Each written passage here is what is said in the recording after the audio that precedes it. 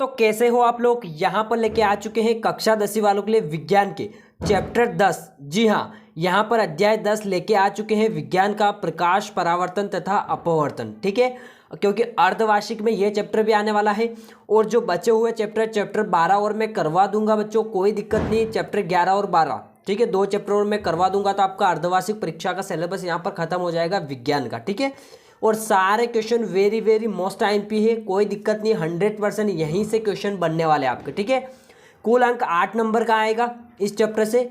2 number के 2 प्रश्न आएंगे, यानी कि 4 नंबर के तो आपको सिर्फ क्वेश्चन देखने को मिलेंगे 2 और 4 ऑब्जेक्टिव आपको इस चैप्टर से देखने को मिलेंगे। ठीक है बच्चों, तो आइए शुरू करते हैं। यहाँ पर पहला क्वेश्चन देख लीजिए, अवतल दर्पण के मुख्य फोकस की परिभाषा आपको यहाँ पर देनी है। ठीक है, तो देखो, अवतल दर्पण पर मुख्य अक्ष के समांतर आपतित किरणें परावर्तित होकर दर्पण की मुख्य फोकस के जिस बिंदु पर मिलती है वह बिंदु क्या होता है, अवतल दर्पण का मुख्य फोकस कहलाता है। ठीक है, यही इसकी परिभाषा है। नेक्स्ट क्वेश्चन, एक गोली दर्पण की वक्रता त्रिज्या कितनी है, 20 सेंटीमीटर है।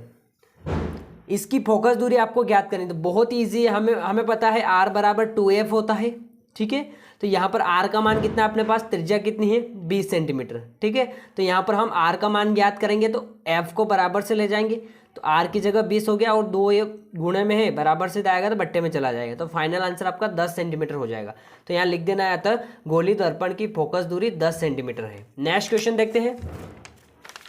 नेक्स्ट क्वेश्चन है, प्रकाश के परावर्तन से आप क्या समझते हैं। देखो, जब प्रकाश किसी तल से टकराकर उसी माध्यम में लौटता है तो उसे प्रकाश का परावर्तन कहते हैं। ठीक है, फिर प्रकाश का अपवर्तन क्या है। देखो, प्रकाश का वह माध्यम या प्रकाश का एक माध्यम से दूसरे माध्यम में जाने पर अपने सरल रेखीय मार्ग से विचलित हो जाना प्रकाश का अपवर्तन यहाँ पर कहलाता है। ठीक है, नेक्स्ट क्वेश्चन आता है, परावर्तन के नियम आपको देखने हैं। देखो, आपतन कोण का मान सदैव परावर्तन कोण के बराबर होता है।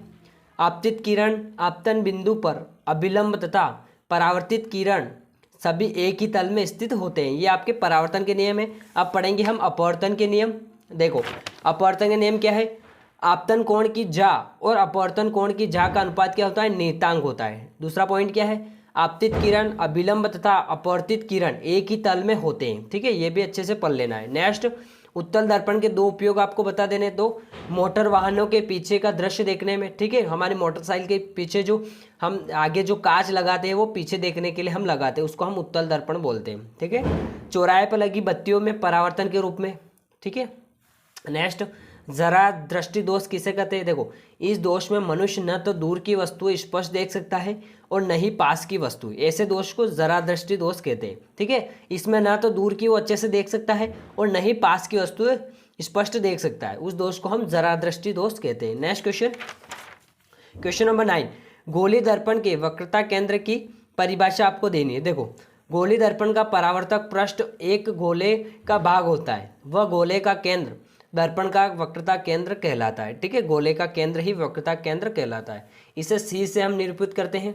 ठीक है, आवर्धन किसे कहते हैं। देखो, किसी बिंदु का वास्तविक आकार बदले बिना उसके आकार को बड़ा प्रदर्शित करने की प्रक्रिया को ही आवर्धन कहते हैं। ठीक है, आ गया समझ में। नेक्स्ट देखते हैं, लेंस की क्षमता को परिभाषित आपको करना है। देखो, लेंस द्वारा आपतित किरण को मोड़ने की क्षमता ही लेंस की क्षमता आपकी कहलाती है। नेक्स्ट क्वेश्चन आता है, गोली दर्पण किसे कहते हैं, इसके प्रकार भी आपको बताने हैं। तो ऐसा दर्पण जिसका परावर्तक पृष्ठ क्या होता है, गोली होता है। ठीक है, प्रश्न से स्पष्ट हो रहा है। 2 प्रकार के होते हैं, अवतल दर्पण और उत्तल दर्पण। ठीक है, इस चैप्टर से आप ये टोटल क्वेश्चन याद कर लेना, मैं गारंटी बोल रहा हूँ यहीं से क्वेश्चन बनेंगे, एक भी क्वेश्चन आपका बाहर से नहीं बनेगा। ठीक है, तो अभी के लिए इतना ही, मिलते हैं नेक्स्ट चैप्टर के साथ। थैंक यू बच्चों।